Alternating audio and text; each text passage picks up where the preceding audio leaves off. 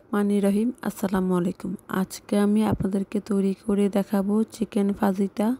কিছুদিন আগে আমি আমার বাবা মাকে তৈরি করে খাইয়েছিলাম, তাদের কাছে অনেক বেশি ভালো লেগেছে, তাই ভাবলাম আপনাদের সাথে শেয়ার করি। আপনারা চাইলে বিকেলে নাস্তা অথবা বাচ্চাদের টিফিনে তৈরি করে দিতে পারেন, তাদের কাছে অনেক বেশি ভালো লাগবে। তো বেশি কথা না বলে চলুন শুরু করা যাক। চিকেন ফাজিটা তৈরি করার জন্য 1 কাপের মতো হাড় ছাড়া মুরগির বুকের গোস্ত নিয়ে লম্বা এবং পাতলা করে চিকন করে কেটে নিতে হবে। এবার দিয়ে দিব হাফ চা চামচ মরিচের গুঁড়া, হাফ চা চামচ পাপরিকা, হাফ চা চামচ তাইমের পরিবর্তে অরিগানো দিতে পারবেন, হাফ চা চামচ গোলমরিচের গুঁড়া, হাফ চা চামচ জিরা গুঁড়া, হাফ চা চামচ ধনিয়া গুঁড়া, হাফ চা চামচ রসুনের গুঁড়া, রসুনের গুঁড়ার পরিবর্তে রসুন বাটাও দিতে পারবেন, হাফ চা চামচ লবণ, হাফ টেবিল চামচ মাল্টার রস, হাফ চা চামচ লেবুর রস। এবার নেড়েচেড়ে খুব ভালো করে মিশিয়ে নিব। এই পর্যায়ে চামচটা সরিয়ে হাত দিয়ে মিশিয়ে নিলে সবথেকে বেশি ভালো হয়। মিশিয়ে নেওয়া হয়ে গেলে 2 ঘন্টার মতো ম্যারিনেট করে রাখতে হবে।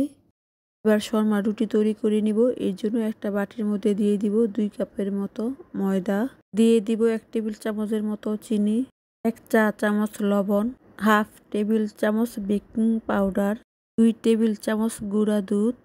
এবার চামচ দিয়ে নেড়েচেড়ে খুব ভালো করে মিশিয়ে নিব। মিশিয়ে নেওয়া হয়ে গেলে দিয়ে দিব 2 টেবিল চামচের মতো রান্না করা সয়াবিন তেল, হাফ টেবিল চামচ ভিনেগার দেওয়ার কারণে রুটিটা অনেক সফট আর নরম থাকবে। এবার অল্প অল্প হালকা কুসুম গরম পানি দিয়ে সফট একটা ডো তৈরি করে নিব।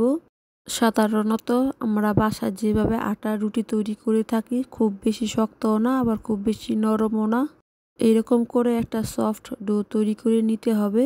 ডোটা তৈরি করে নিয়ে নেওয়ার পর সামান্য পরিমাণে রান্না করা সয়াবিন তেল দিয়ে হাত দিয়ে ভালো করে মিশিয়ে ঢাকনা দিয়ে ঢেকে রাখতে হবে 20 মিনিটের মতো।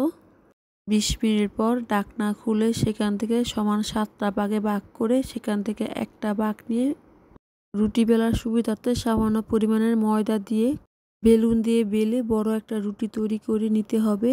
এইরকম করে সবগুলো রুটি তৈরি করে নেওয়ার পর আমি আমার চ্যানেলে অনেকগুলো শর্মা রুটি তৈরি করে দেখিয়েছি। আপনাদের যেটা ভালো লাগে সেটা থেকে আপনারা শর্মা রুটি তৈরি করে নিতে পারেন। এবার রুটিটা ভাজতে চলে যাব। এর জন্য চুলায় আগে প্যান গরম করে নিয়েছি, তার মধ্যে রুটিটা দিয়ে দেওয়ার পর যখন নিচে দিয়ে বাবলের মতো দেখা যাবে সেই পর্যায়ে রুটিটা উল্টে দিতে হবে।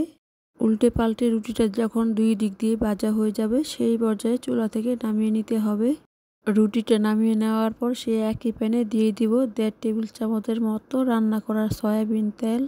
এবার এর মধ্যে দিয়ে দিব আগে থেকে ম্যারিনেট করে রাখা চিকেনটা দিয়ে দেওয়ার পর চুলার আঁচ মিডিয়াম টু হাইতে রেখে নেড়ে চেড়ে চিকেনটা ভেজে নিতে হবে। এই পর্যায়ে চিকেনটা খুব ভালো করে ভেজে নেওয়া হয়ে গিয়েছে। এখন আমি চুলা থেকে নামিয়ে নিব। চিকেনটা নামিয়ে নেওয়ার পর দিয়ে দিব একটা বড় সাইজের পেঁয়াজটা লম্বা করে কেটে নিতে হবে। এবার নেড়ে চেড়ে 2 থেকে 3 মিনিটের মতো পেঁয়াজটা ভেজে হালকা নরম করে নিতে হবে। এবার এই পেঁয়াজের মধ্যে দিয়ে দিব আগে থেকে ভেজে রাখা চিকেন, দিয়ে দিব 1 কাপের মতো ক্যাপসিকাম। এবার নেড়ে চেড়ে চুলার আঁচ বাড়িয়ে 1 থেকে 2 মিনিটের মতো ভেজে নিতে হবে। 1 থেকে 2 মিনিট ভেজে নেওয়ার পর দিয়ে দিব 1 টেবিল চামচের মতো সয়া সস। এবার সয়া সসটা দিয়ে দেওয়ার পর চুলার আঁচ বাড়িয়ে 2 থেকে 3 মিনিটের মতো ভেজে চুলা থেকে নামিয়ে নিতে হবে। সবগুলো শর্মা রুটি তৈরি করে নিয়ে নেওয়ার পর একটা সাইডে শর্মা রুটিগুলো সরিয়ে সেখান থেকে একটা রুটি নিয়ে দিয়ে দিব মেয়োনিজ। কিভাবে বাসায় খুব সহজে মেয়োনিজ তৈরি করতে হয় তার একটা ভিডিও আমার চ্যানেলে আগেই দেওয়া আছে, আপনারা চাইলে দেখে নিতে পারেন। দিয়ে দিব আগে থেকে তৈরি করে রাখা চিকেন।